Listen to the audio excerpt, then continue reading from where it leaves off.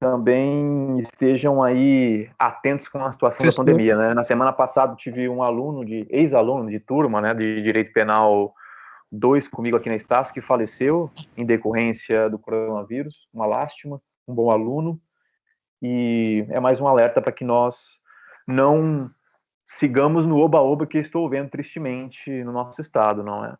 Como se a pandemia já tivesse acabado, o número caiu, sim, internações inferiores a 50%, sim, mas mesmo que a internação esteja em um número baixo e que a vacinação esteja em um número significativo, é preciso ter as cautelas, não é? As mortes estão aí, pode ser uma ou duas vítimas que faleceram, que são insignificantes quando não são próximas a nós. Se for uma mãe, um irmão, se for nós mesmos que venhamos a perder a vida, a situação muda, não é? Então, muita cautela com relação a isso, e já digo para sinalizar que, ao menos da minha parte, não tem perspectiva de aula presencial, né? Nós continuaremos no Teams.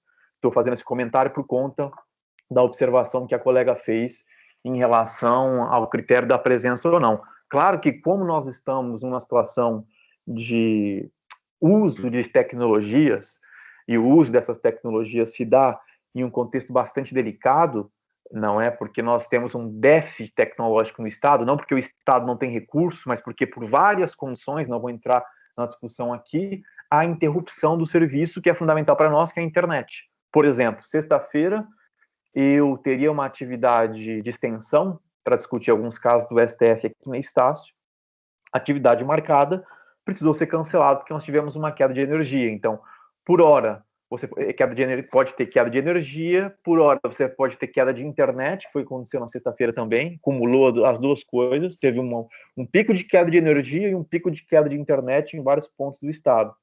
De maneira que, obviamente, num contexto como esse, a palavra regra, vamos dizer assim, é o bom senso. Justamente por essa razão que há a possibilidade de abono de falta quando há realização deste relatório da aula que foi perdida. Não há abono sem contrapartida de quem não veio à aula. Esse é um dado real. Exceto se for uma situação que se enquadra nas hipóteses de lei, e assim o professor precisa dar uma atividade extra-sala, não é um relatório de aula, é uma atividade extra-sala, como, por exemplo, que ocorre com as gestantes, e é um regime especial, que é tudo regulado, enfim, tem uma disciplina jurídica específica. Agora, se é falta por algum outro fator, precisa existir esse relatório. Bom, na aula anterior, nós fizemos uma imersão introdutória inerente ao objeto de estudo que teremos neste momento introdutório da disciplina, que é justamente o marco dos crimes contra a administração pública. E, em particular, naquela ocasião, nós tratamos de entender, primeiro, a localização no Código Penal da esfera de regulação dos crimes contra a administração pública e vimos, claro, alguns aspectos fundamentais, como o conceito de administração pública, vimos qual é o bem jurídico que se quer proteger neste marco regulatório, passamos por algumas análises sobre o conceito de funcionário público, que é específico para o marco do direito penal, e além disso, de entender o conceito deste funcionário público, vimos distintos fatores e repercussões que podem alcançar pessoas que não exercem a função pública para fins de punição em um marco criminal que diz respeito unicamente a crimes que devem ser cometidos por funcionários. Nós sabemos que aqui estamos tratando de delitos funcionais, porque a função pública é a via pela qual se facilita ou se possibilita a realização delitiva. Então, vimos, articulando o artigo 30 do Código Penal, que em algumas situações é possível que essa condição de funcionário público se comunique para um terceiro, para que essa pessoa que não é funcionário também possa responder por esses delitos que são regulados a partir do artigo 312 do nosso Código. Hoje, em particular, nos compete iniciar a análise de um dos mais, diríamos que, detalhados regramentos de crimes contra a administração pública. E eu me refiro aqui ao delito de peculato, que é o primeiro dos marcos regulatórios que constam aí do nosso Código e que tratará de viabilizar uma proteção muito particular da administração pública, e nós veremos que proteção particular é essa que enfrentaremos aqui. Então, estou compartilhando a minha tela com vocês, e de cara, rememorando o que nós fizemos na aula passada, sempre é importante na legislação mais específica da área penal, sempre é importante a leitura pormenorizada do que nós estamos tratando.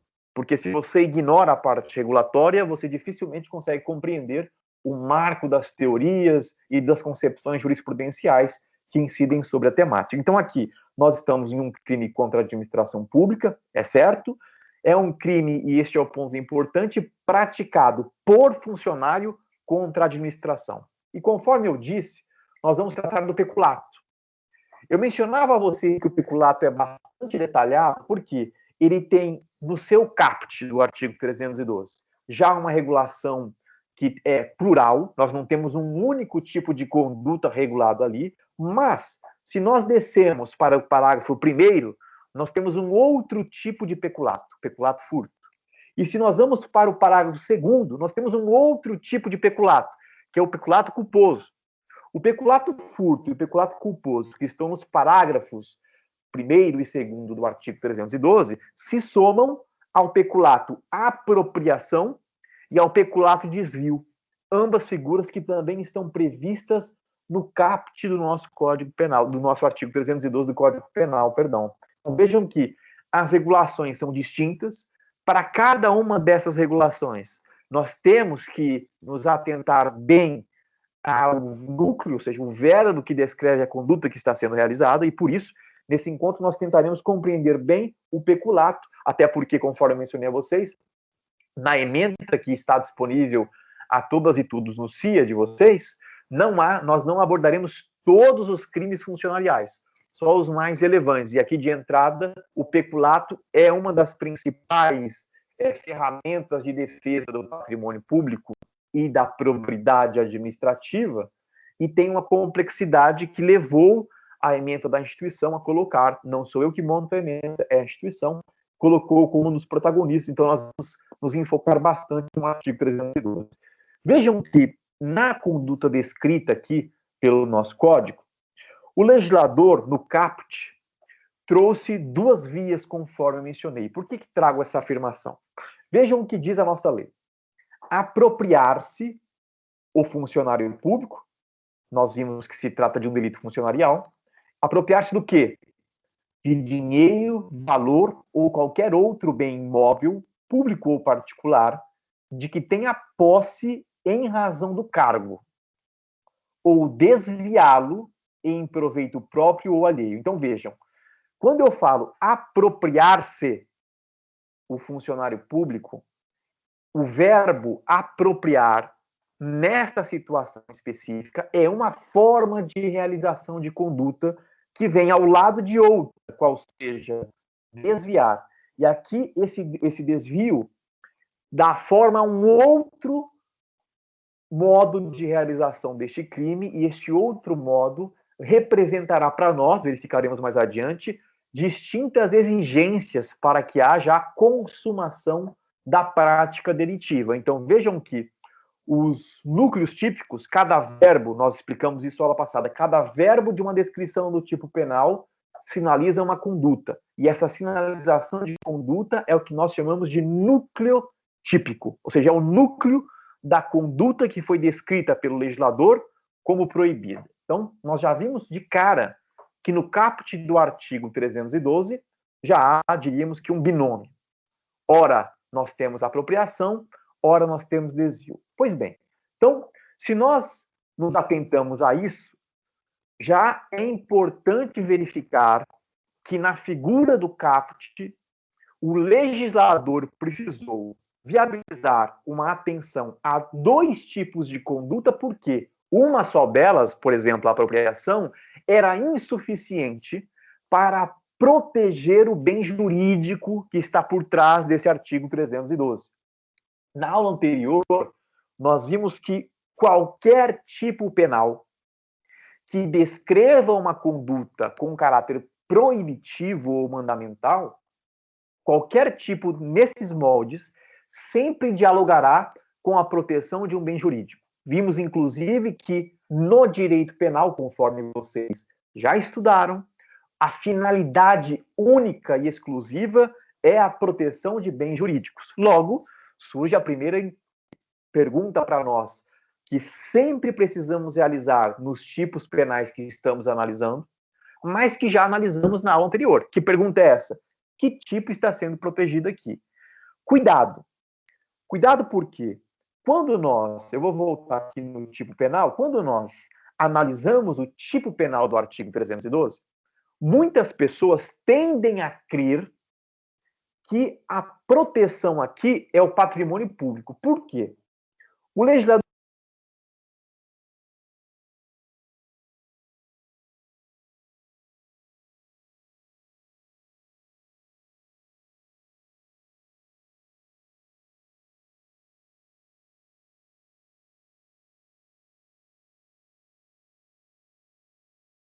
Viu a voz aqui.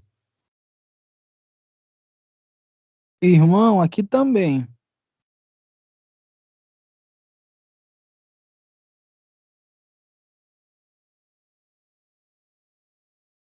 mas pode ser ter mutado aqui. Eu estou compartilhando a tela com vocês. Eu clicar de novo. Me escutam agora? Agora sim. Sim, professor. Até que parte Positivo.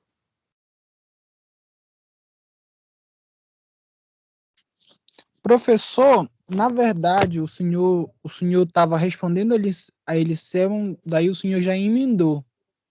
Na dúvida dela, não sei se o senhor já iniciou o assunto. Qual é o assunto que a gente vai tratar hoje? iniciei há muito tempo. Alguém está me mutando aqui, na verdade, pelo que eu estou vendo. Porque tá ficando. Eu estou falando e começa a ser mutado. Mas já iniciei o assunto de aula há muito tempo. Estou, inclusive, compartilhando slide com vocês. Explicou, o senhor estava explicando sobre peculato.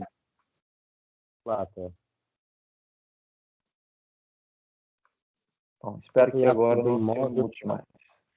Então, eu estava comentando que dentro do nosso marco, nós sempre precisamos compreender, vimos, né, a conduta do peculato, que é o caput, e eu mencionava que no caput aqui nós temos duas vias, diríamos assim, de proteção. Por quê? Eu precisei de entrada falar da apropriação, que é uma via de realização da conduta típica, mas também foi necessário falar do desvio, que é uma outra via de realização da conduta típica do peculato. E aí eu perguntava a vocês, bom, por que isso é importante? Por que há uma relevância jurídico-penal na sinalização de que nós temos duas condutas passíveis de subsumir-se ao tipo do artigo 312?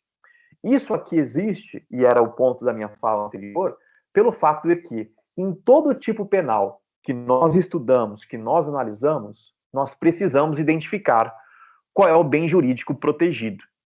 E eu mencionava que, em regra, muitas pessoas cometem o equívoco de, ao interpretar o artigo 312 do Código Penal, presumirem que nós estamos diante de uma conduta que foi proibida pelo Estado para proteger, em particular, o patrimônio público. E essa é uma visão equivocada. Por quê? Por certo que a apropriação ou o desvio envolverá o recurso, o patrimônio público. E, nesse sentido, há proteção jurídica, sim, mas não é só o patrimônio que está protegido aqui, conforme nós vimos na aula anterior, ao tratarmos de todos os delitos, do bloco, né, de bem jurídico, dos delitos que figuram na proteção da administração pública. Por quê?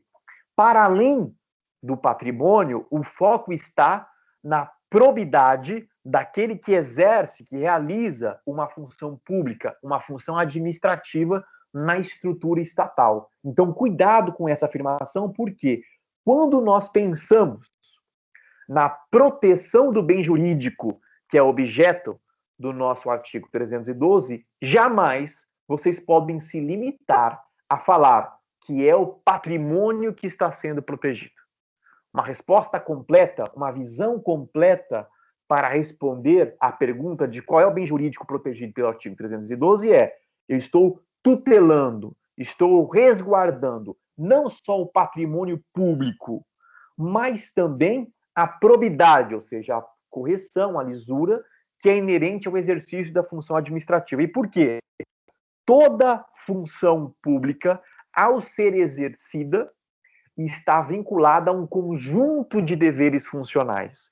E esses deveres funcionais sempre estarão conectados com uma esfera da administração pública, uma organização que compõe a estrutura estatal.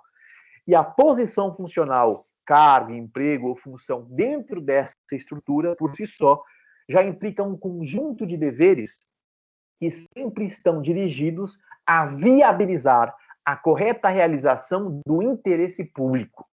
Então tenham muito cuidado, porque essas duas dimensões estão envolvidas aqui. E eu repito, por que muitas pessoas se focam apenas no patrimônio? Pelos verbos do tipo penal.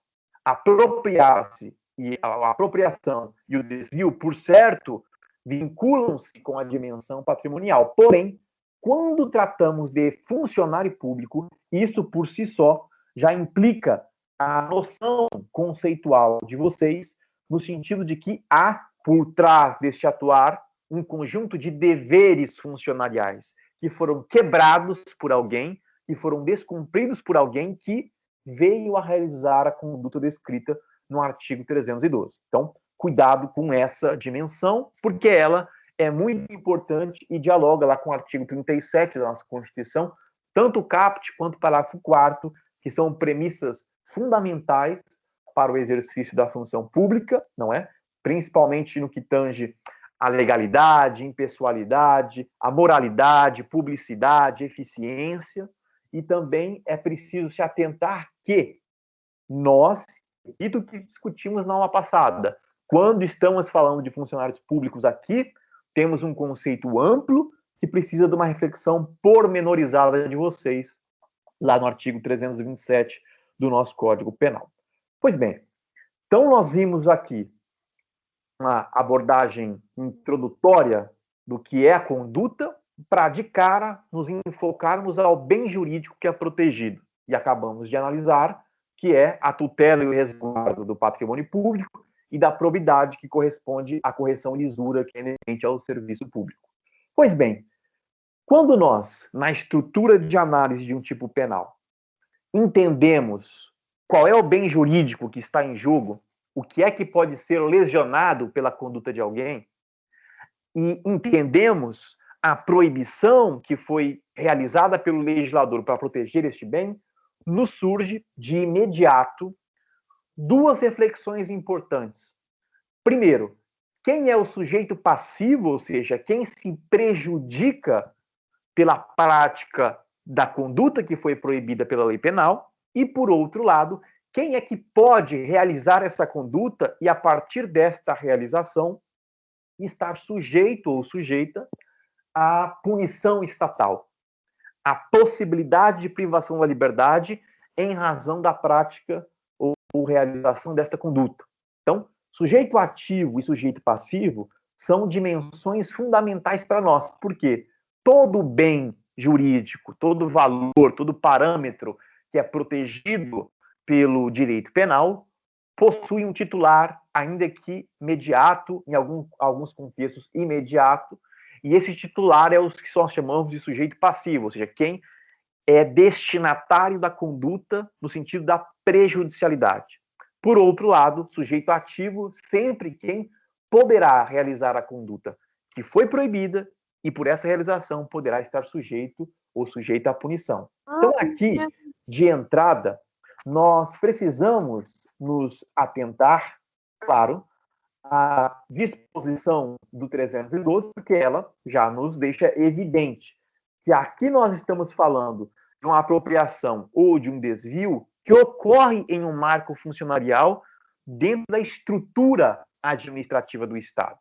Sendo assim, a apropriação e o desvio, por certo, prejudicam o desenvolvimento da própria atividade estatal, da própria função estatal que estava na incumbência de alguém.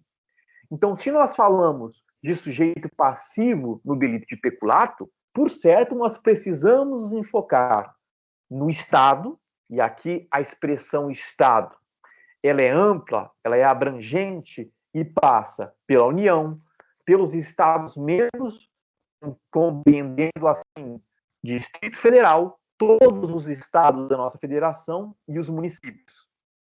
E também vimos na aula anterior que havia uma possibilidade de compreender-se no marco do sujeito passivo as entidades paraestatais, como, por exemplo, o Sistema S, SESC, SESI, SENAI, enfim, essas entidades que possuem uma configuração bastante peculiar, vocês estudaram ou estudarão isso em direito administrativo, também podem estar alinhada à figura do sujeito passivo aqui, porque nesta situação nós temos uma organização que também desempenha uma atividade pública fundamental.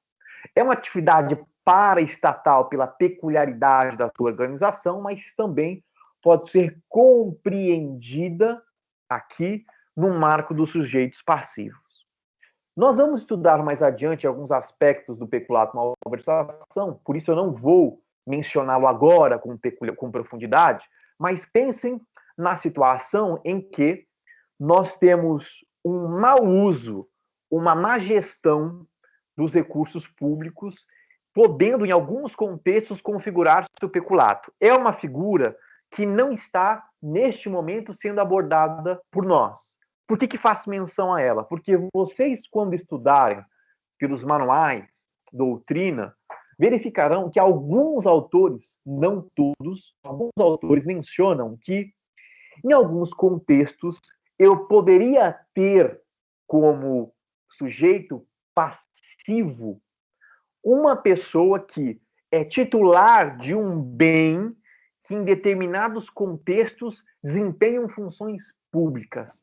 Essa é uma visão que não é adotada pela doutrina majoritária, justamente porque a qualidade de bem que desempenha a função pública não recai, em particular, sobre a ideia da administração pública no sentido mais estrito. Então, tomem cuidado quando algum autor tentar incluir no marco do sujeito passivo alguém que não seja o Estado.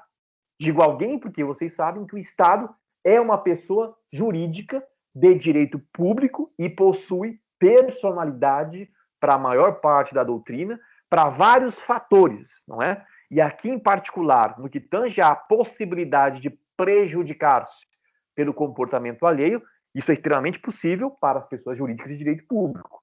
Mas, repito, elas é que figuram como as destinatárias, ou melhor dizendo, as pessoas que se configuram como sujeito passivo desta infração penal. Então, não é o bem em si que determina, sim, a noção de ente como um todo. Então, tenham cuidado com relação a isso. Mas, visto o marco principal do sujeito passivo, que é quem pode ser afetado pela lesão ao bem jurídico, probidade, bem jurídico, patrimônio público que é protegido aqui, nós vamos para o marco que demanda a maior atenção nossa aqui. Por que demanda a maior atenção nossa? Porque o nosso campo do conhecimento do direito penal, como o próprio nome sinaliza, permitirá a incidência de uma pena àquela pessoa que venha a realizar a conduta proibida. Aquela pessoa, aquele sujeito que ativamente realiza o comportamento descrito na lei como não desejado, como proibido. Então, aqui em particular, de cara, quando nós estamos tratando do sujeito ativo do delito de peculato, é certo que nós nos enfocamos no funcionário público, que, conforme nós vimos na aula anterior, é chamado de intrâneos, porque é alguém que está dentro, na dimensão ad intra da administração pública. Pois bem, se nós estamos falando de um funcionário público, do intrâneos, em regra, nós estamos tratando daquilo que a doutrina chama de delito próprio, porque é próprio de alguém que exerce uma função pública, num marco funcionarial. Então, a doutrina classifica o sujeito ativo do delito de peculato de 3 formas, não é? Para alguma parte da doutrina, nós temos um delito próprio, porque Somente o funcionário público pode praticar, logo, é um delito próprio de funcionários. Outros se enfocam na dimensão da função pública que essas pessoas desempenham e chamam de delito funcional. E outras pessoas afirmam que é um delito que não pode ser cometida por qualquer pessoa do meio comum da sociedade. Somente algumas pessoas que estão especialmente destacadas pela função é que a realizam. Deste modo, trazem a nomenclatura de delito especial. Parece uma redundância, não é? Porque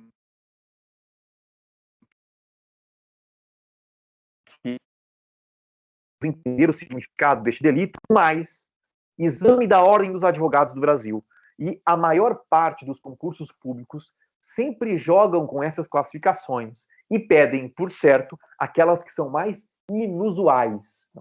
Né? Claro que nos delitos contra a administração, as três nomenclaturas aqui são bastante conhecidas, mas cuidado, porque as três são colocadas. Inclusive, eu já presenciei questões do exame de ordem que tentavam jogar, era na época do exame CESP, que hoje não é CESP, né, é FGV, em que tentavam colocar mais de uma dessas classificações para que as candidatas e candidatos tendessem a assinalar somente uma. Por exemplo, é correto apenas, aí colocava delito próprio, delito funcional, delito especial ou delito comum.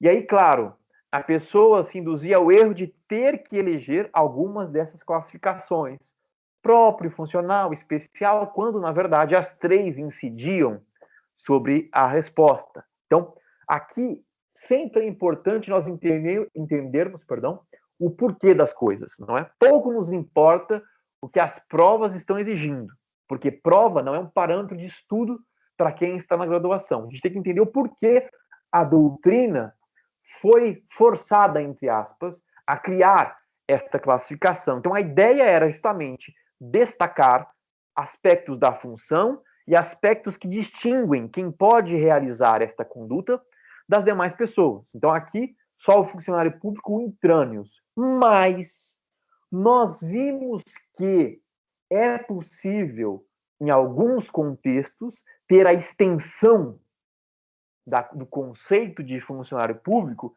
em razão do que nos diz o parágrafo 1º do artigo 327 do nosso Código. Se nós vamos até o 327, ficará claro para nós que o legislador tentou aqui dar coerência com a noção de serviço público que as pessoas sentem ao beneficiarem-se de uma ação estatal. Então, o parágrafo 1º tratou de afirmar o seguinte: equipara-se a funcionário público quem exerce cargo, emprego ou função em entidade paraestatal, ou seja, aquela que não é propriamente uma estrutura do Estado, mas desempenha uma função pública como o próprio Sistema S, que eu mencionei a vocês. Ou melhor, quem trabalha para a empresa que presta um serviço na condição de contratada ou conveniada para a execução de atividade típica da administração. Então, cuidado porque, novamente, nós precisamos ter em mente que o grande foco aqui está na função desempenhada. E no que tange à função desempenhada, o marco é o artigo 327 caput, porque o parágrafo 1º ele foi uma tentativa do legislador de dar um enfoque para as entidades paraestatais e para as empresas contratadas ou conveniadas, porque, em regra, esses sujeitos não estão dentro da noção clássica de funcionário. Mas é uma dimensão conceitual inútil se nós já interpretamos bem o conceito de funcionário público. Por quê? O 327 é claro, considera-se funcionário público para os efeitos penais, nunca para fins administrativos, o enfoque é penal, quem, embora transitoriamente ou sem remuneração, exerce um cargo, emprego ou função. Então, tudo bem. Emprego é um problema? No sistema paralelo, sim. Cargo é um problema? No sistema paralelo, sim. Mas a função pública em si, não. Então, se eu sou uma empresa privada, mas contratada para desempenhar uma função pública ou uma atividade que se desenvolve dentro do marco de uma função pública, em tese não haveria dificuldade. Claro que, em razão do princípio da taxatividade das leis, as leis precisam ser taxativas, claras, fez bem o legislador em traçar essa especificação do parágrafo 1º, mas, num sentido mais estrito, não seria necessário. Mas se veio pelo legislador, é porque houve alguma demanda prática nesse sentido, que acabou ensejando a preocupação legislativa e inclusão no parágrafo 1º. Um dado importante para vocês quando se depararem com a análise desta noção conceitual de funcionário público. Quando nós estudamos os tipos penais, nós verificaremos que esses tipos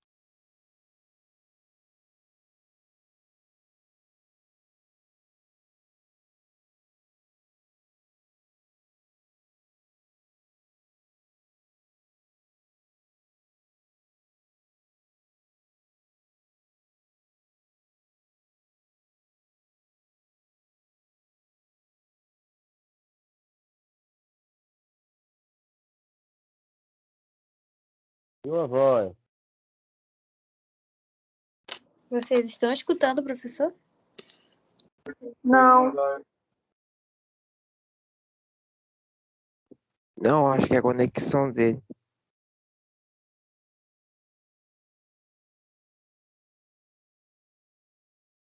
Acho que ele não tá nem na sala. A conexão dele caiu, ele saiu da sala. Voltei já. Caiu a conexão aqui.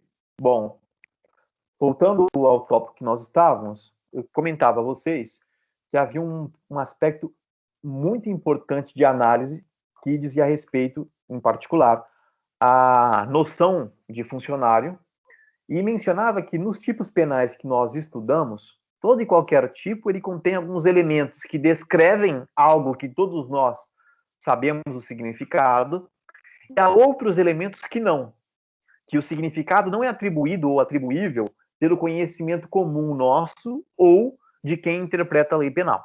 Na verdade, são expressões cujo significado é dado pela regulação jurídica. E esses elementos constituem o que nós chamamos de elementos normativos. Em particular, neste caso, nós estamos falando de um elemento que é regulado pelo próprio Código Penal, que é o artigo 327 que nós vimos. Então, cuidado por quê? E esse é um ponto muito importante.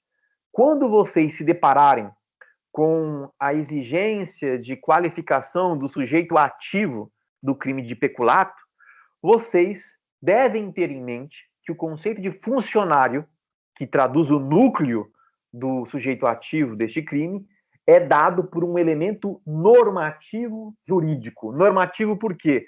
Há uma norma que regula isso. E essa norma é dada por uma regulação jurídica. Não é criação minha essa expressão, é o que a doutrina majoritária diz a respeito do conceito de funcionário público. E isso é importante porque vejam que a noção de funcionário, conforme nós já vimos, ela não está dada no artigo 312. Ela vem no 327. O 312, ele só menciona funcionário público.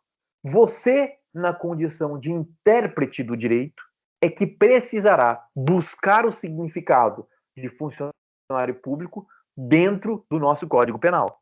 E esse significado é dado pelo artigo 327, seja no caput, seja no parágrafo 1º. Então, este é um elemento do tipo penal, um elemento normativo jurídico. Essa expressão sempre é requisitada na análise desta figura delitiva, porque caso falte este elemento, caso a pessoa que esteja sendo acusada, por exemplo, pelo Ministério Público, da prática do crime de peculato, caso essa pessoa não se encaixe no conceito de funcionário, faltará um elemento do tipo penal e, sem tal elemento, há uma atipicidade. Não há que se falar em crime de peculato.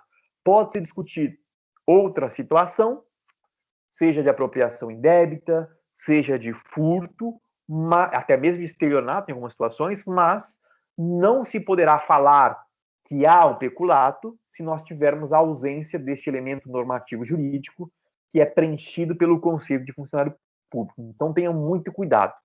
Eu não vou retomar todos os detalhes que nós vimos na aula passada, mas aqui também há um outro bloco de cuidado que vocês precisam se atentar no estudo desta figura delitiva.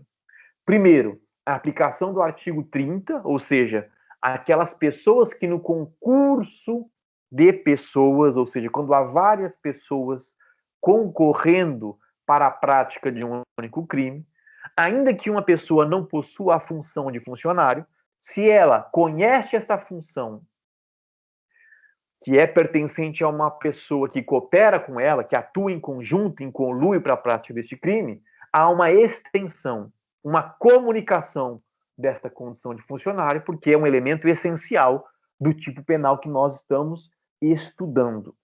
Além disso, há um outro aspecto muito importante, que é sempre objeto de análise nas ações penais no Poder Judiciário e no exame da ordem e também nos concursos públicos. Que dado é esse? Para a configuração do crime de peculato, é suficiente a mera participação do funcionário público. De cara, nós já precisamos recordar que para o nosso Código Penal é indiferente se você atuou como autor ou como partícipe. O Código Penal brasileiro, diferentemente da legislação majoritária no exterior, ele não faz a diferenciação entre autor e partícipe. Ele simplesmente diz que cada uma das pessoas que concorrem para a prática delitiva responderá pelo crime que concorreram na medida da sua culpabilidade. Claro que nós, enquanto analistas, ao nos depararmos com um caso e conseguirmos detectar que alguém protagoniza a prática do crime e que outras pessoas desempenham um papel acessório, é certo que nós conseguiremos conceitualmente distinguir em quem é o autor da infração penal e quem é um partícipe ou mero partícipe, ou seja, quem cooperou, mas não protagonizou a prática delitiva. Porém, essa é uma análise que viabiliza que o Poder Judiciário, ao aplicar a pena, lá nos termos do artigo 59, possa individualizar a pena de cada um. Mas, se nós vamos para a parte geral do nosso código e apreciamos o foco regulatório que lá está, não há que se falar nessa distinção. E eu quero dar ênfase a isso, já que nós estamos na primeira análise específica de tipo penal, pelo fato de que nem sempre, ao chegarmos já na parte especial do código, estão claros os conceitos que estudamos em direito penal 1 e 2. Então, cuidado com isso, porque o artigo 29 ele é taxativamente claro ao dizer quem, de qualquer modo, ou seja, não importa qual é o grau de participação e de controle, quem, de qualquer modo, concorre para a prática do crime, incide nas penas a este cominadas na medida da sua culpabilidade. A doutrina chama isso de conceito unitário de autor, porque, em tese, todo mundo seria autor dentro do artigo 29 do nosso Código. Alguns autores dizem, olha, tudo bem, é unitário, mas é mitigado, há uma relativização desse tratamento homogêneo, porque aqui nós estamos com uma frase final que diz, na medida da sua culpabilidade. Então, eu vou mensurar a culpa de cada pessoa que cooperou para a prática do crime, para que essa mensuração permita dar uma pena adequada ao comportamento de cada um. Mas, na letra do 29, nós não temos uma preocupação com as dimensões de autoria e participação. Claro que, argumentativamente, vocês, quando trabalharem, seja na acusação, seja na defesa, podem indicar uma necessidade de maior ou menor pena, a depender da culpa de cada pessoa que cooperou, aqui no nosso caso, para a prática do delito de peculato. Mas a legislação não trouxe essa diferenciação. Então, tenham cautela com isso. Então, eu mencionava, Para a configuração delitiva, basta a mera participação do funcionário, que é o intranes, ou seja, quem está dentro da administração pública. Porém, se quem está na condição de particular, quem não exerce a função pública, uma pessoa comum particular, que só estava em conluio com o funcionário público para a prática do crime. Então, nessa situação, se o particular, a pessoa que coopera e não é funcionário público, ignora a condição de funcionário, essa pessoa ela não responde pelo crime de peculato. Tomem cuidado com isso. Por quê? É preciso, esse é um elemento fundamental, é preciso que quem coopera como funcionário conheça a condição de funcionário para que haja a incidência, em particular, do artigo 312. Se a pessoa não conhece esta condição de funcionário, ela, e somente ela, responderá por outra prática delitiva. E o funcionário que atuou, por certo, poderá responder pelo delito de peculato. Isso ocorre por uma figura que vocês também já estudaram, já são bacharéis nessa figura, que é a cooperação dolosamente distinta. Essa figura da cooperação dolosamente distinta, ela está regulada no artigo 29, parágrafo 2º do nosso Código Penal. Em particular, o legislador nos diz que se algum dos concorrentes, então vamos supor, eu tenho funcionário público e uma outra pessoa qualquer que não é funcionário público.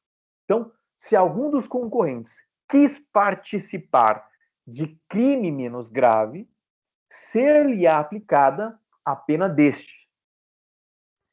Essa pena, repito, ela observa o que a doutrina chama de cooperação dolosamente distinta, porque, claro, eu preciso entender como é que as pessoas que estiveram envolvidas nesta prática delitiva atuaram, porque nós não temos responsabilidade penal objetiva. Você responde porque atuou de maneira dolosa ou porque atuou de maneira culposa. A regra no peculato é que nós temos delitos dolosos. Essa é a regra geral. A possibilidade de peculato culposo, excepcionalmente, nós veremos mais adiante. Mas a regra geral é um delito doloso. Então, eu só posso responder pelo peculato se dolosamente cooperei para que ocorresse a apropriação ou o desvio por meio dessa vantagem de que algum dos intervenientes era funcionário público.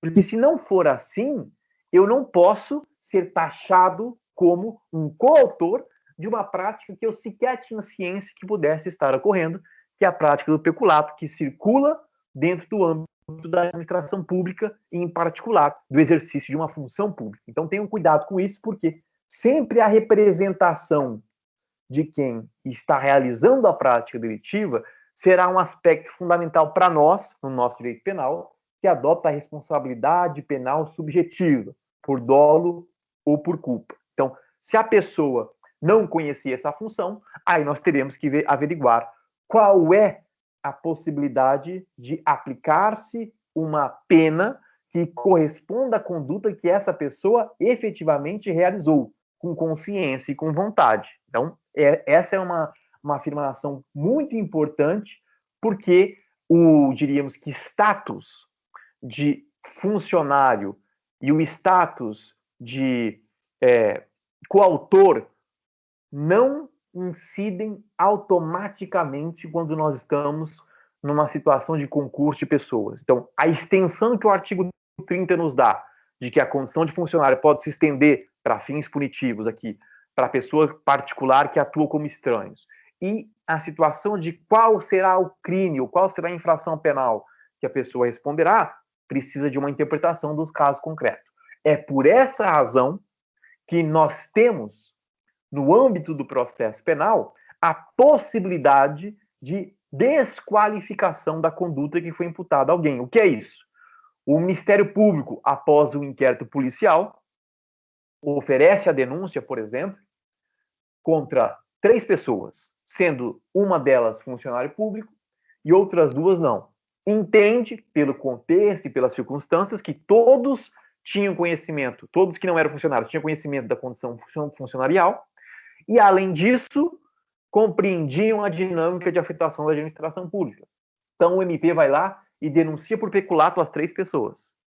Se no momento de receber a denúncia, o juiz ou a juíza verifica, no caso concreto, que não há comprovação de que essa pessoa tinha conhecimento, ou se no curso do processo nós temos a comprovação no contraditório com a ampla defesa de que tais pessoas particulares não tinham ideia de que o comparsa era funcionário público, nós teremos a desqualificação para o conduto que seja coerente com aquele que as pessoas imaginavam estar praticando. Por exemplo, se é um caso de furto simples, será uma situação inerente ao furto simples e não a um peculato nos termos da legislação. Então, aqui nesse destaque que eu fiz, tomem cuidado com a figura, vou até destacar aqui, da cooperação dolosamente distinta, que está no artigo 29, parágrafo 2º, que vocês já estudaram na parte geral e que é importante para entendermos as situações e conjunturas que podem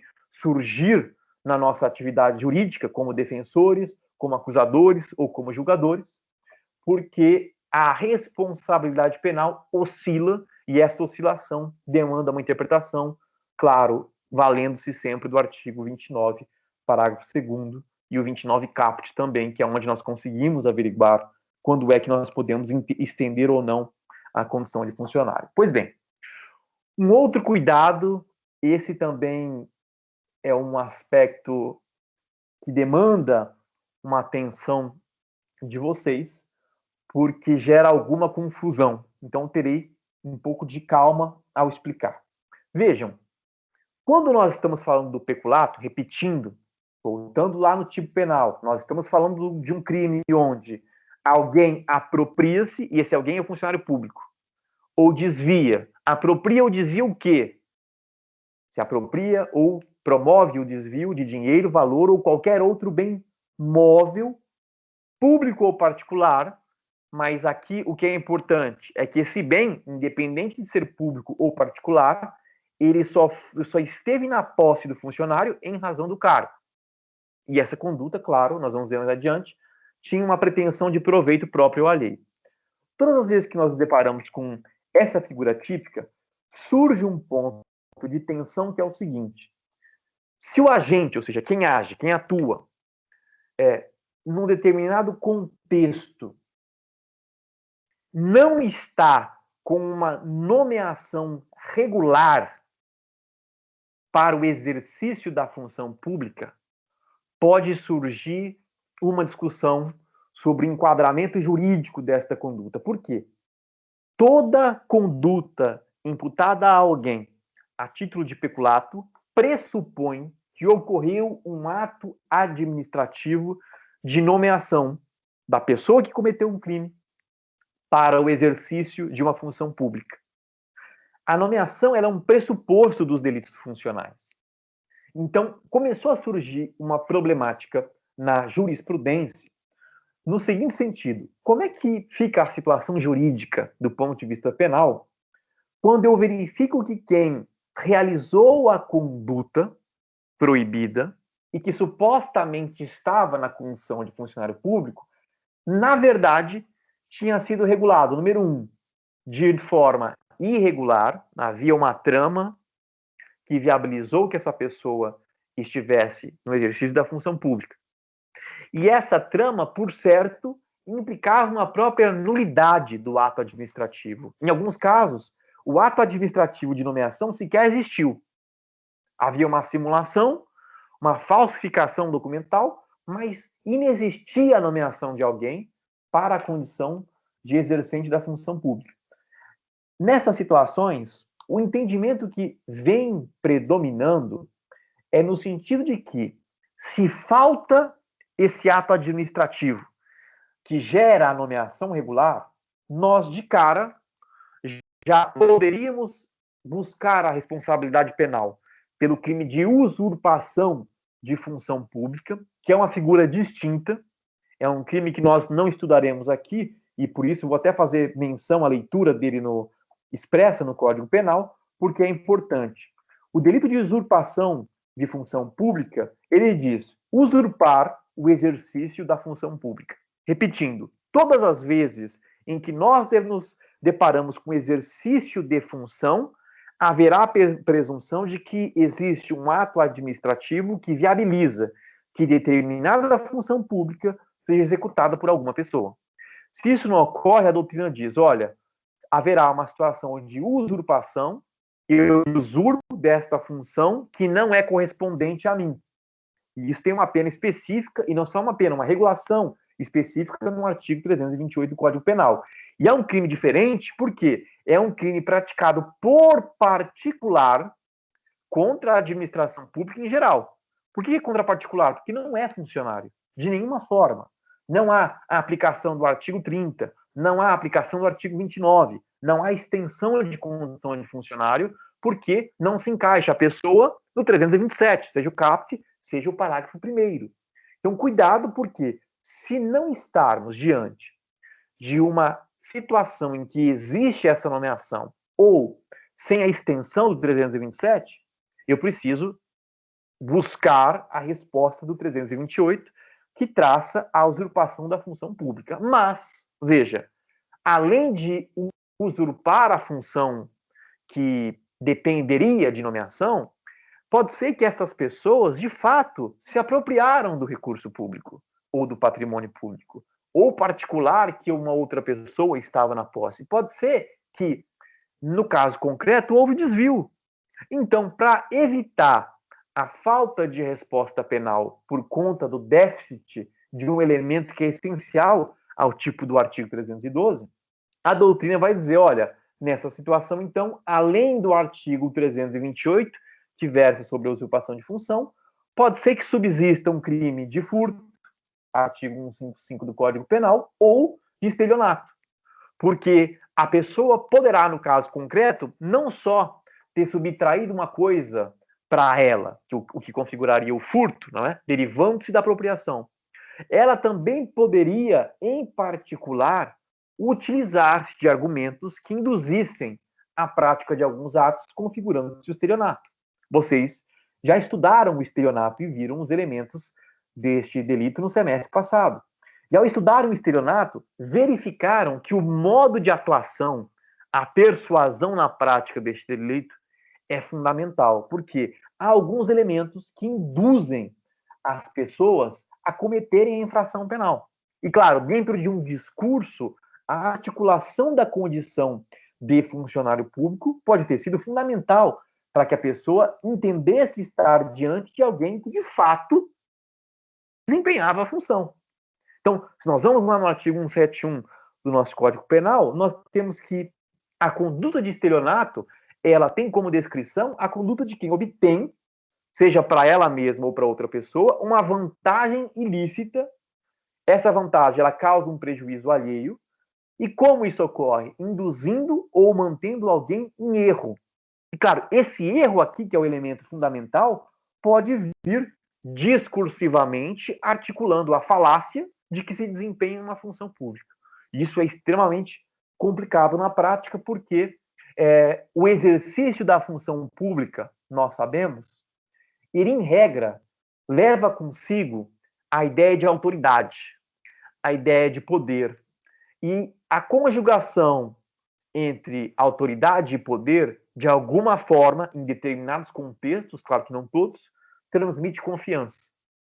E a confiança é um elemento importante no estelionato porque ele induz o erro ao erro às pessoas. Né? Então, por isso que eu mencionava que, argumentativamente, não é, você pode, diríamos que, dependendo do caso, estar diante de uma situação de estelionato quando não há configuração do exercício da função pública, porque faltou este elemento essencial. Então, para além da discussão sobre o próprio furto, em muitos casos, a jurisprudência também opta por levar a discussão para o campo do estelionato, sempre dependendo, obviamente, da comprovação que viabilize essa classificação da conduta de alguém dentro do marco do estelionato. Nós sabemos que vivemos em um Estado que adotou o modelo acusatório para fins processuais penais, de modo que compete à acusação comprovar tudo aquilo que permite ao Estado punir alguém.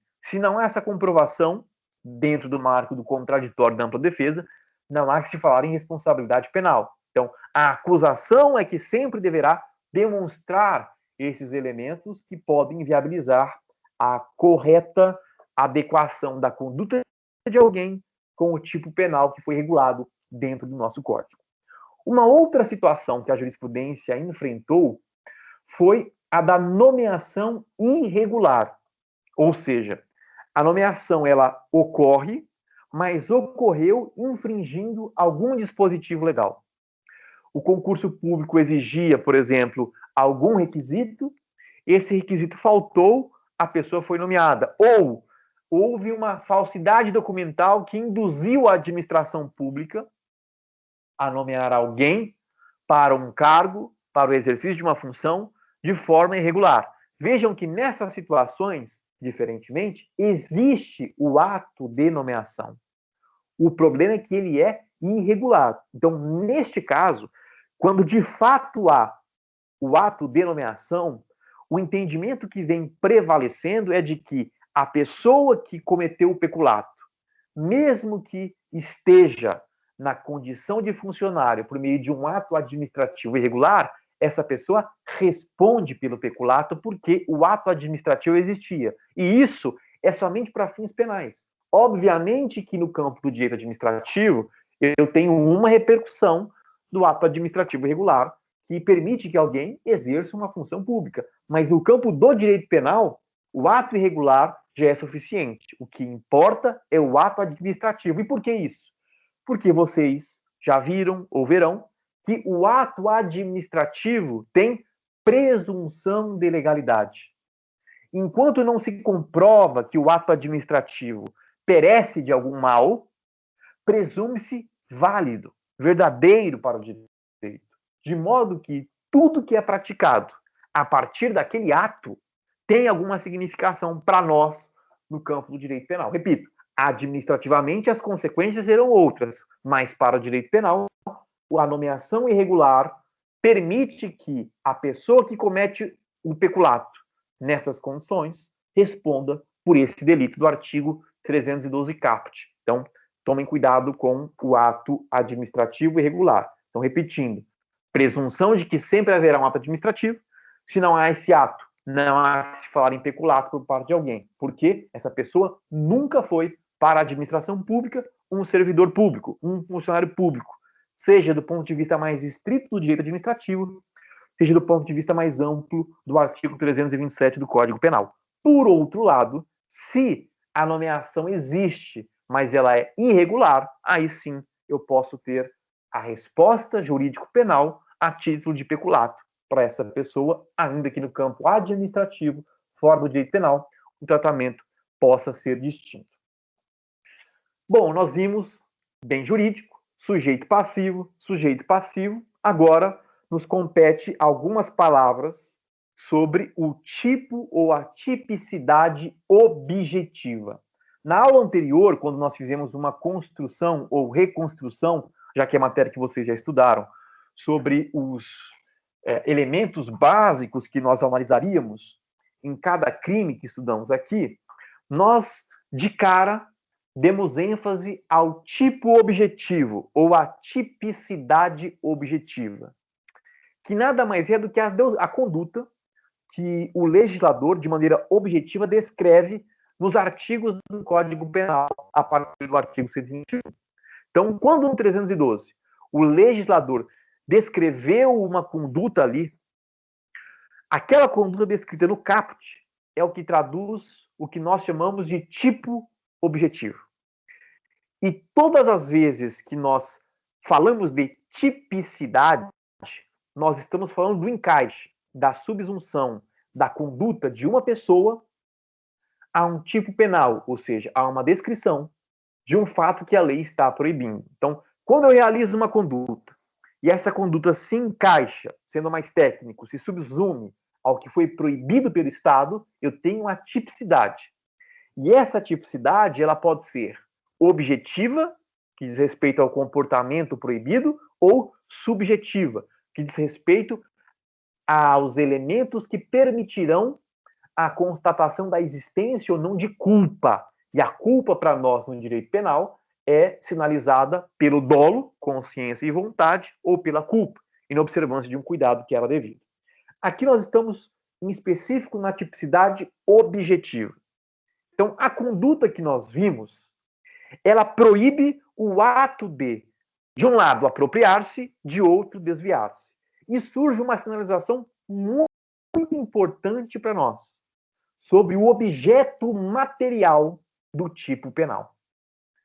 Por que essa é uma observação importante? Porque todo comportamento descrito e proibido pelo Estado, ele tem um objeto pelo qual poderá ser afetado a partir do comportamento humano. Então, por exemplo, quando nós falamos do homicídio, lá no artigo 121 do Código Penal, é óbvio para nós, que já estudamos esse crime, que o objeto material, ou seja, a matéria que pode ser objeto da conduta de alguém, é o corpo humano, com vida em particular. Então, se eu tenho um corpo humano com vida, eu tenho ali o objeto do delito de homicídio.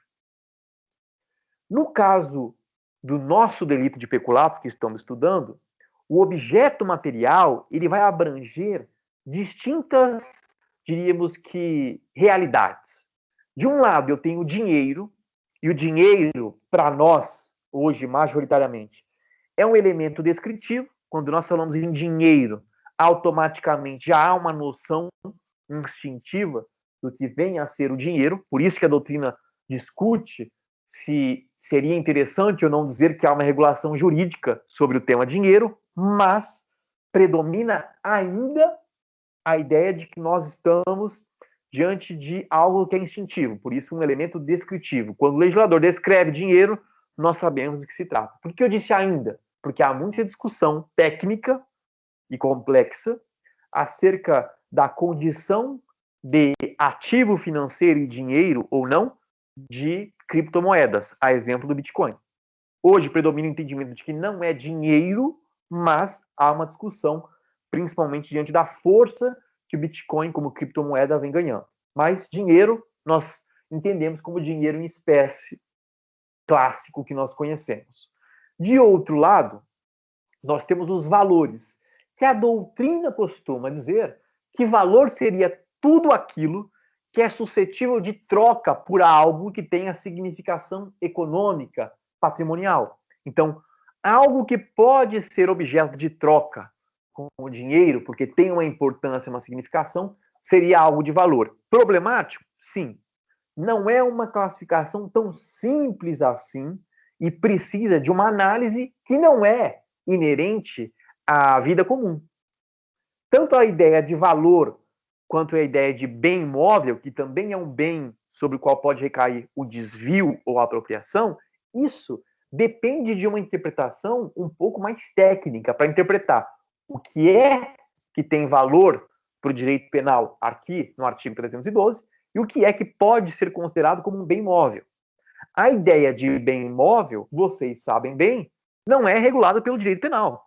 Quem regula é o Código Civil, lá no artigo 82, que dará a tônica do que é um bem móvel para fins jurídicos. E a noção de valor é construída casuisticamente a partir da interpretação. Então, aqui, em particular, repetindo, o dinheiro é algo instintivo, um elemento que se descreve e se compreende, mas valor ou outro bem móvel depende de uma interpretação, ora no nosso código, ora fora do nosso código, civil ou não civil. Então, por isso que a doutrina vai dizer que quando eu falo de valor, eu preciso de uma interpretação normativa no sentido de que eu vou buscar o significado normativo da palavra valor dentro de um contexto para averiguar se isso é passível ou não de troca. Por exemplo, títulos de crédito. O título de crédito ele pode ser algo que permita, por meio do seu uso, a troca por dinheiro em espécie. Poderia ser considerado? Sim, depende do estudo do direito mercantil para verificar isso. É aqui que muitas pessoas afirmam que o Bitcoin é algo que tem valor, mas não é dinheiro. É algo que permite a troca por recursos econômicos patrimoniais, mas em si não configuraria o dinheiro tal qual nós conhecemos principalmente para fins de circulação. Então, aqui nós teríamos um elemento normativo que depende, ora, de uma apreciação mais técnica, ora, de uma apreciação que vai verificar o que é que a legislação diz. Por isso que muitos dizem que eu posso ter elementos normativos extrajurídicos, quando eu não tenho uma regulação específica no nosso direito, e elementos jurídicos. Por exemplo, o artigo 82 do nosso Código Civil é bastante específico ao tratar da noção conceitual de bem móvel. Aqui é importante entender que não é qualquer dinheiro, qualquer valor, qualquer bem móvel que pode ser objeto material do delito de peculato. Por quê? Porque, para fins de aplicação do artigo 312, só há significância penal o dinheiro, valor ou outro bem móvel que esteja na posse de alguém que exerce uma função pública ou que esteja num cargo público em particular. Então, o elemento de posse aqui é fundamental porque ele restringe o alcance do objeto deste artigo 312 do Código Penal.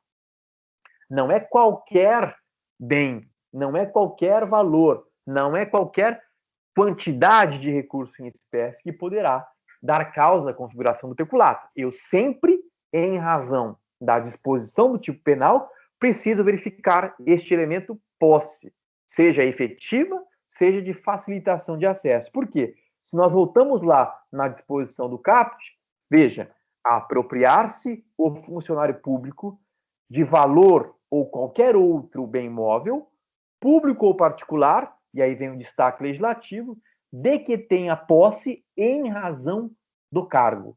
Então vejam que aqui há um núcleo específico. Não é qualquer bem, não é qualquer valor, não é qualquer dinheiro. É só aquele que esteja na posse de alguém num contexto de posição funcionarial, que é o cargo.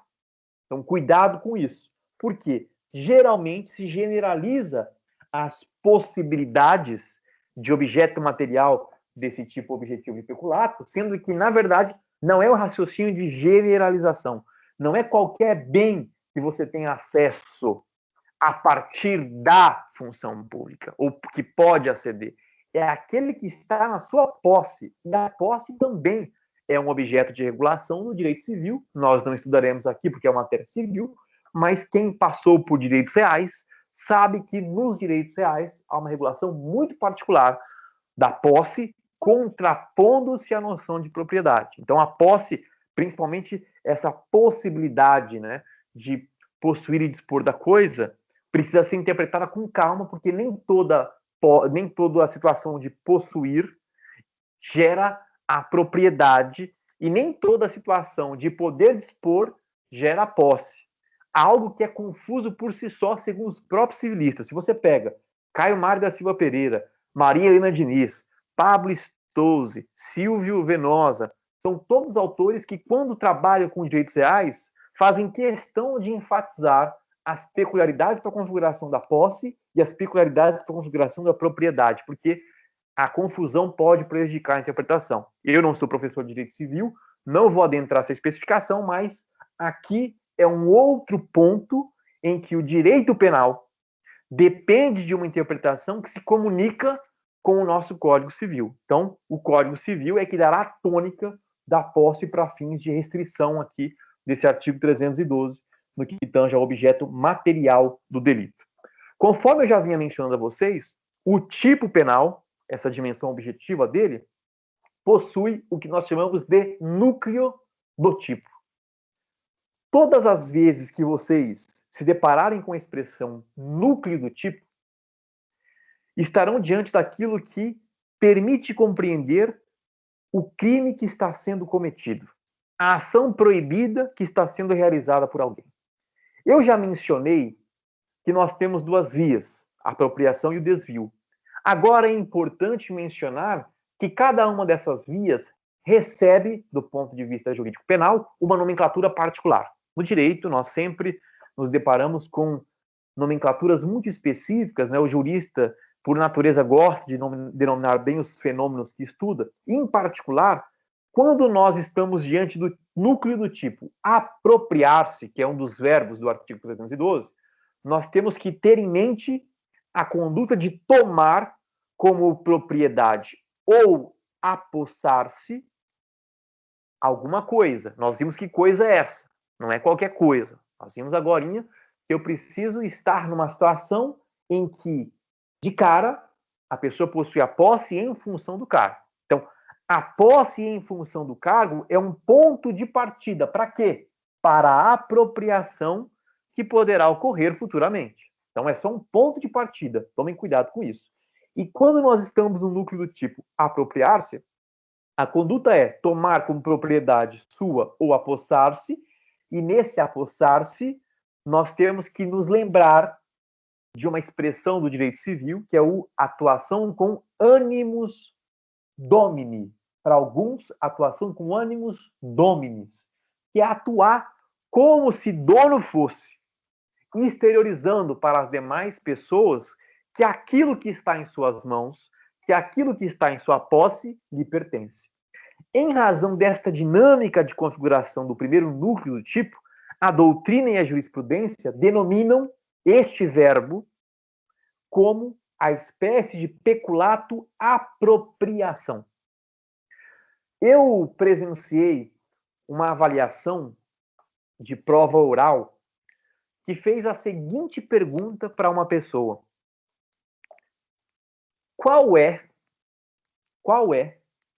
o núcleo do tipo do peculato contrário ao desvio no caput do nosso Código Penal? Veja que o avaliador poderia ter perguntado: olha, qual que é o núcleo do tipo do peculato à apropriação? E o peculato à apropriação, se ele perguntasse dessa forma, ficaria muito fácil. Porque a pessoa rapidamente faria a conexão da apropriação com o verbo apropriar-se. Apropriar-se quem? Funcionário, enfim, toda a conduta que nós já estudamos. Então, facilmente, a resposta poderia ser construída. A pessoa que estava avaliando ali queria, claro, que de entrada o candidato tivesse o domínio da informação, isso sem o código, hein? Não é uma avaliação que você poderia utilizar o código. Domínio da informação, que nós temos duas classificações no caput do nosso Código Penal, somente duas no caput, que é o peculato apropriação e, de outro lado, o peculato de, no caso em particular, aqui o peculato desvio, que é simples também. E nessas duas situações, eu só me preocupo com o que está disposto no caput do artigo 312. Então, se no delito de peculato apropriação eu tenho essa conduta de tomar como propriedade ou apossar de algo, isso é o que está como tipo objetivo do núcleo de apropriar-se, no peculato desvio, o que eu tenho, diferentemente, é a alteração do destino da coisa pública, seja dinheiro, seja um bem, seja um valor. Tudo que é realizado e tudo que está na administração pública possui uma finalidade que não está na subjetividade de quem exerce a função pública. A finalidade é dada por lei. Logo, sempre haverá um parâmetro legal para a atuação. Então, no peculato desvio, eu vou alterar o destino da coisa ignorando a sua finalidade. Então, esse é o núcleo do peculato desvio. Vejam que o peculato desvio é totalmente distinto do peculato apropriação. Eu preciso visualizar que cada um desses verbos trata de conduta distinta. Ou seja, eu não tenho no peculato apropriação a exigência de afetação direta da finalidade, do dinheiro, do valor ou do bem. Já no peculato desvio, eu tenho essa exigência. Por quê? O problema aqui é a alteração do destino, que vai, na prática, implicar no prejuízo do interesse público. Então, muito cuidado com isso. Além disso, há uma situação bastante delicada e que demanda a nossa atenção na modalidade peculato desvio, que é a seguinte: quando o desvio, na hipótese do desvio, foi regulado pelo nosso legislador, houve a inclusão no caput do tipo penal, da exigência de que existisse o proveito próprio ou alheio. Já há um certo consenso na doutrina em interpretar que essa exigência em proveito próprio ou alheio estaria mais conexa à dimensão do desvio, embora na apropriação você também consiga articular alguma coisa, mas predomina o entendimento de que essa exigência de que ocorra o proveito próprio ou alheio de quem cometa o peculato, essa exigência estaria mais vinculada ao peculato desvio. Pois bem, o problema é o seguinte: quando os operadores profissionais do direito realizavam análise desse tipo penal nas suas funções, seja como juízes e juízas, promotores e promotoras, advogados ou advogadas, se deparavam com uma questão importante. De que proveito estamos falando? Aqui nós estamos diante de um proveito que necessariamente repercute sobre a esfera econômico-patrimonial? Nós sabemos que, do ponto de vista do sujeito passivo, administração pública, Estado, haverá uma afetação patrimonial. Não é só ela. Nós vimos que a probidade também é importante, mas o patrimônio também é afetado, principalmente na dimensão da apropriação. Mas no desvio também há um impacto patrimonial. E por quê? Porque não há execução de política pública sem recurso público. As políticas públicas no contexto da administração demandam recursos. Por isso há um autor muito importante da tradição estadunidense, Richard Posner, que fala sobre o custo dos direitos, porque a nossa Constituição traz muitos direitos fundamentais, individuais e sociais, porém, o nosso orçamento público não comporta a realização efetiva de todos esses direitos. Há um custo. E se o Estado não possui recursos para custear, isso acaba afetando a possibilidade de realizar-se, digamos que, a política pública e o direito em si. Então, essa dimensão patrimonial, que é importante para fins de mensuração das ações estatais, gerava o induzimento de que, claro, eu deveria, ao interpretar o proveito próprio ou alheio, tentar compreender este proveito a partir da dinâmica econômico-patrimonial. E não é assim. Não é assim porque a dinâmica econômico-patrimonial repercute sobre o sujeito passivo. No caso do sujeito ativo, o entendimento hoje, já pacificado, é de que nós podemos ter um proveito que não necessariamente implique numa vantagem patrimonial. Eu posso ter uma vantagem moral, um benefício político, que não necessariamente representará uma imediata vantagem econômico-patrimonial. Então, tenho muito cuidado com relação a isso. Na hipótese do desvio, o entendimento é de que o proveito pode ser qualquer vantagem, seja material, seja vantagem moral. E isso está dirigido tanto ao próprio interesse do funcionário, quanto ao interesse da terceira pessoa, que não é funcionário e, por força dos dispositivos que nós já estudamos, acaba respondendo também pelo peculato. Então, tomem cuidado com essa constatação acerca de qual é o proveito exigido pelo tipo que está previsto ali no artigo 312. Alguém me pediu a palavra? O Wenderson, professor. Sim. Professor, o senhor sabe se tem na internet esse livro aí, O Custo dos Direitos, ou é só em... Olha, esse livro, antigo mesmo? em regra, ele não tem na versão e-book para vender no Brasil. Porém, na internet, se você buscar, pode ser que encontre alguma versão PDF, entre aspas, ilegal, que foi colocada por alguém. Agora, por outro lado, já há muitos artigos que trabalharam nesse tema. Então, se você colocar o custo dos direitos, você certamente achará muitos artigos e a própria resenha desses livros. Qualquer coisa, depois você me envia mensagem, Wenderson, e eu ver se eu consigo encontrar algum artigo, porque eu cheguei a trabalhar esse autor no meu mestrado sobre o custo. É um autor clássico que menciona muito essa perspectiva. Inclusive, já há outros autores que, com base nessa análise, que também tem um pouco de análise econômica do direito, o Posner é um autor de análise econômica do direito, há alguns autores que começaram a trazer uma noção muito interessante sobre a Constituição dirigente invertida. Vocês já devem ter estudado em direito constitucional que o Canotilho, em um momento da carreira acadêmica dele, Canotilho é um autor constitucionalista português, dizia que nós temos uma Constituição dirigente porque os direitos fundamentais e os programas para a realização desses direitos que estão previstos na Constituição é que vão dirigir o atuar do Estado. Uma doutrina mais moderna, principalmente aqui no Brasil, da Universidade de São Paulo, o professor Gilberto Berkovitch, fala que, na verdade, o que vem dirigindo a realização das nossas políticas e a atuação das pessoas que exercem funções públicas é justamente o capítulo da Constituição que vai trabalhar com um aspecto econômico-financeiro. Por quê? É o orçamento público que acaba dirigindo não só quais políticas serão realizadas, como também como elas serão realizadas, porque o orçamento limita muito o atuar do administrador da administradora pública, não é? Então, essa discussão ela tem uma discussão bastante densa na doutrina brasileira, porque nós estamos muito acostumados a dar atenção aos direitos fundamentais, que, claro, são o ponto de partida e chegada do atuar público, porém, esquecemos que é necessário um contexto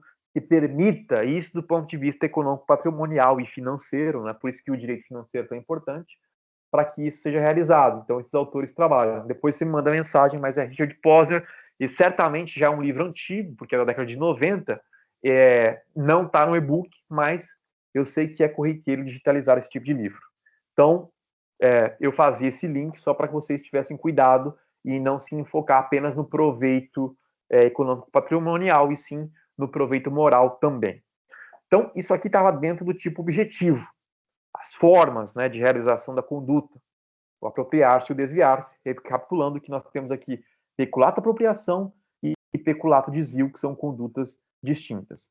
Agora, bem, vista a tipicidade objetiva, é fundamental para nós a clareza sobre o tipo subjetivo, ou a tipicidade subjetiva. Como é que subjetivamente alguém pode realizar o crime de peculato? E aqui, na modalidade do peculato apropriação, nós temos que sempre se exige a figura do dolo. E o dolo, quando alguém se remete a vocês argumentando que o atuar foi doloso ou que a conduta foi dolosa, tenham em mente um atuar com consciência e vontade.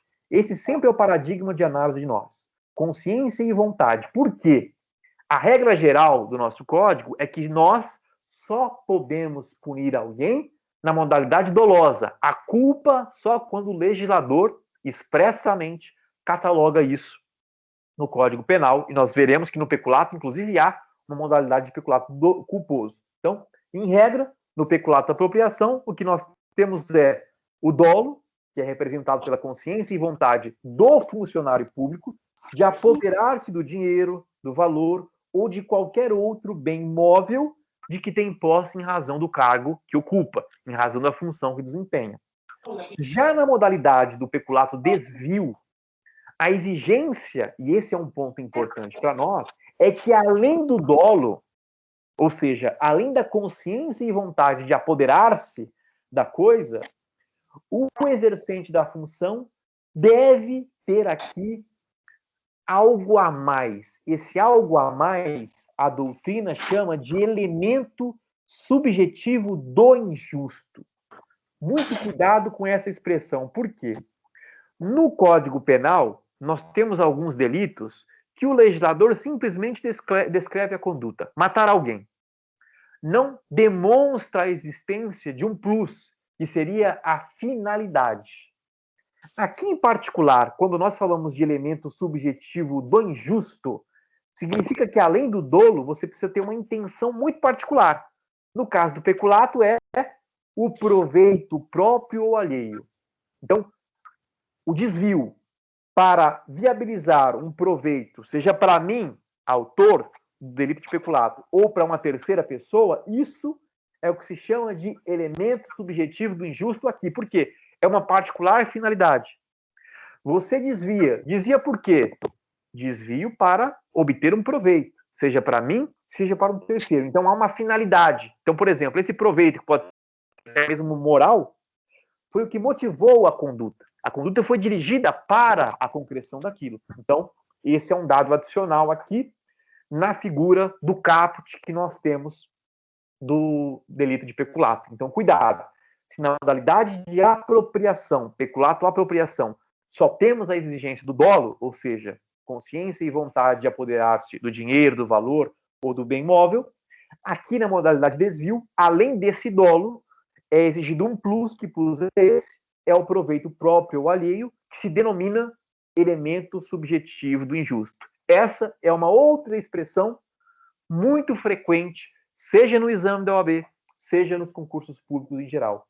Qual é o elemento subjetivo do injusto no delito de peculato? Ou um fato em que o Ministério Público não consegue demonstrar a presença desse elemento subjetivo para fins de desvio. Se não há, não poderia-se sequer questionar-se a consumação do delito, porque há um elemento no próprio tipo, que é essa busca do proveito próprio ou alheio. Se isso não existe, a discussão gravita para outro tipo penal, que não esse que nós estamos estudando, que é o 312 caput. Então tenham cuidado com isso. Vocês também estudaram o elemento subjetivo do injusto, como tiveram a parte geral do nosso Código do Direito Penal 1, quando estudaram.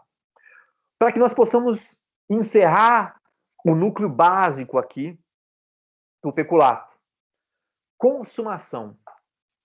A consumação, nós sabemos que para o direito penal, ela sinaliza que, do ponto de vista jurídico, já se pode imputar responsabilidade a alguém, porque o crime já existe para o direito penal.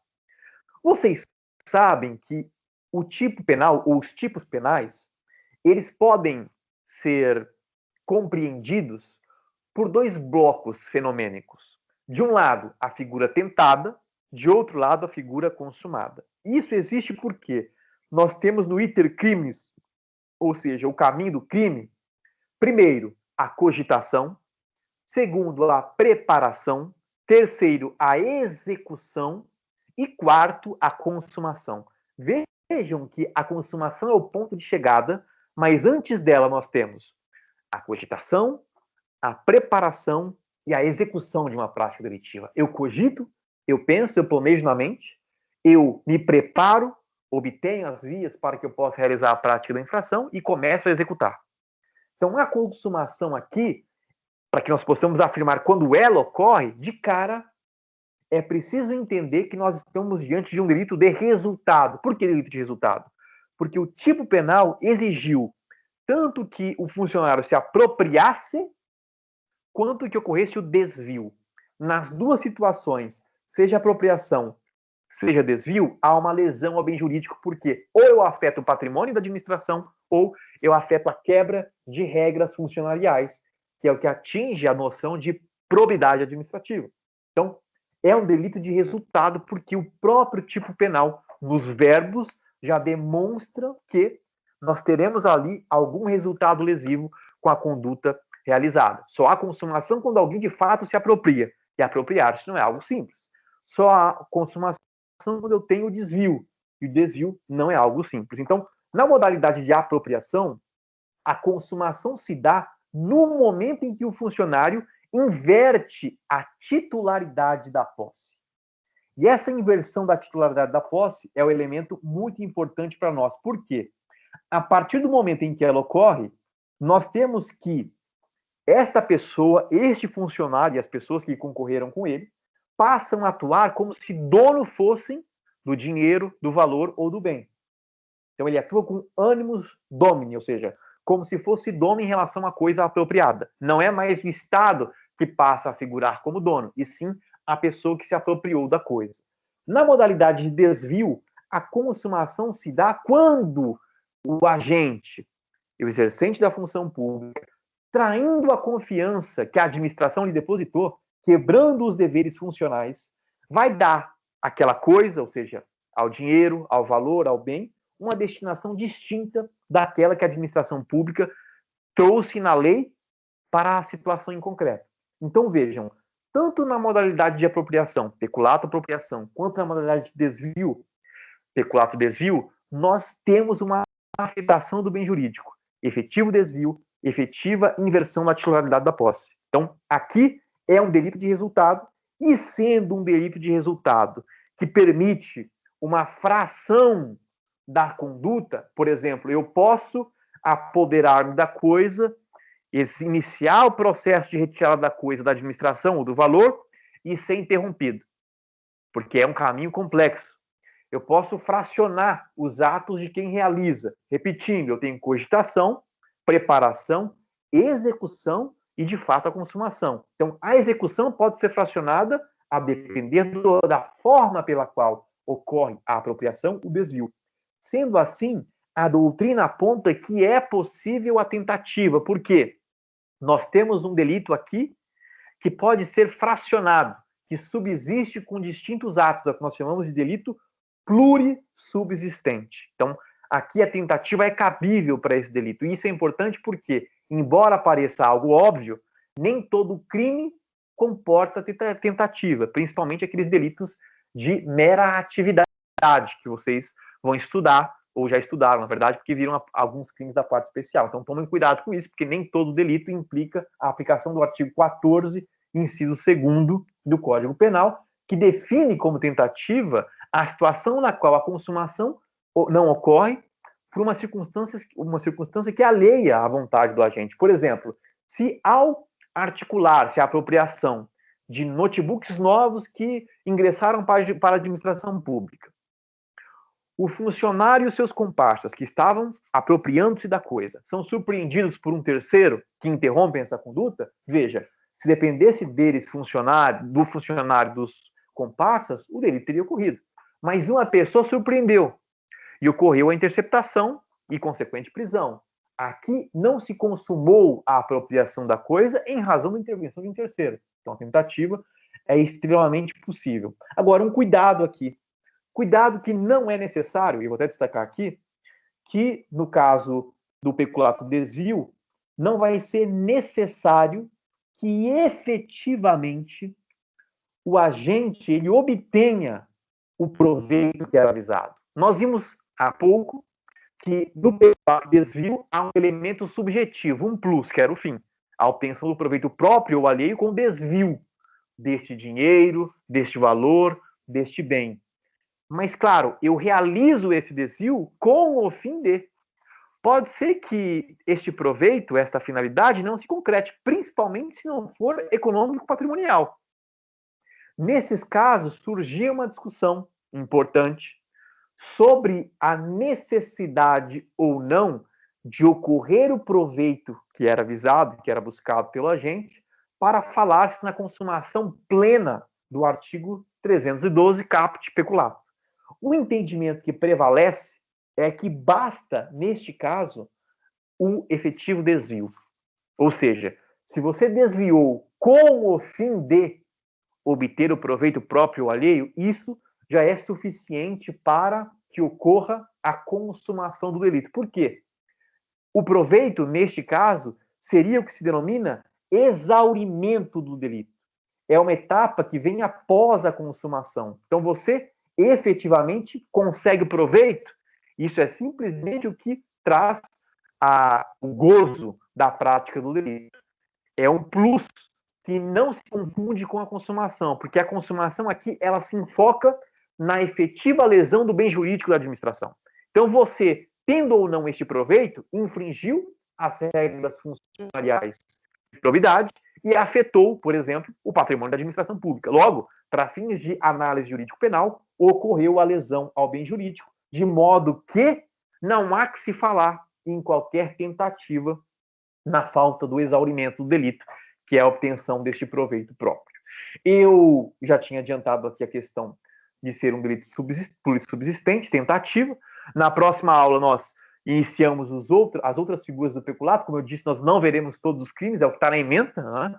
E vamos ver o peculato de furto, que é o parágrafo 1º, verificaremos o peculato culposo, que está lá no parágrafo 2º, e as formas de perdão, de extinção da punibilidade e a própria ação penal, que também é um marco importante para nós. Aqui, já antecipando que nós veremos futuramente, nós estamos diante de um crime que, pela própria configuração e afetação do interesse público, ele é processado perante o Poder Judiciário por meio de uma ação penal pública incondicionada, ou seja, não depende de uma representação dos ofendidos da administração pública, isso não é necessário, e essa ação, então, é concretizada por meio do oferecimento de denúncia pelo Ministério Público perante o Poder Judiciário. Mas nós aprofundamos os detalhes e alguns pontos importantes na próxima semana.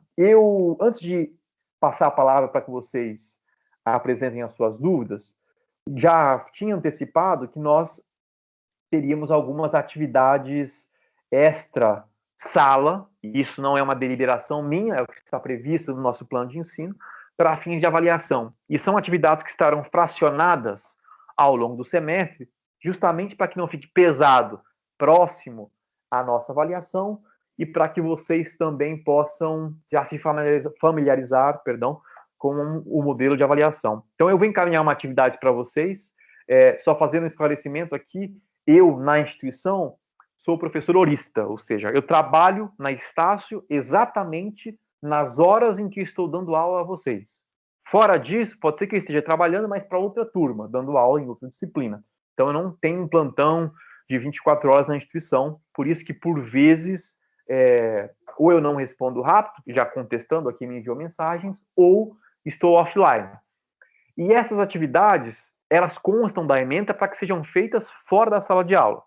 Então, nós, nessa semana, teremos uma atividade que vai exigir de vocês uma análise somente do que nós vimos em sala. Vou construir até o momento que nós vimos hoje aqui, até esse aspecto do caput do nosso artigo 312 do Código Penal. É obrigatória? Não. Realiza quem tem interesse, mas é uma atividade que será pontuada e ao término da matéria que precede a avaliação 1, a V1 de vocês, ela representará uma pontuação na prova, além daquilo que vocês obterem por lá. Repito, não é obrigatório, realiza quem tem interesse e encaminharei para vocês esta atividade. O Anderson tinha levantado a mão, então passo a palavra para o Anderson. Depois tem palavras pedidas da Renata e da Karina. Sim. Professor, eu estou há 2 semanas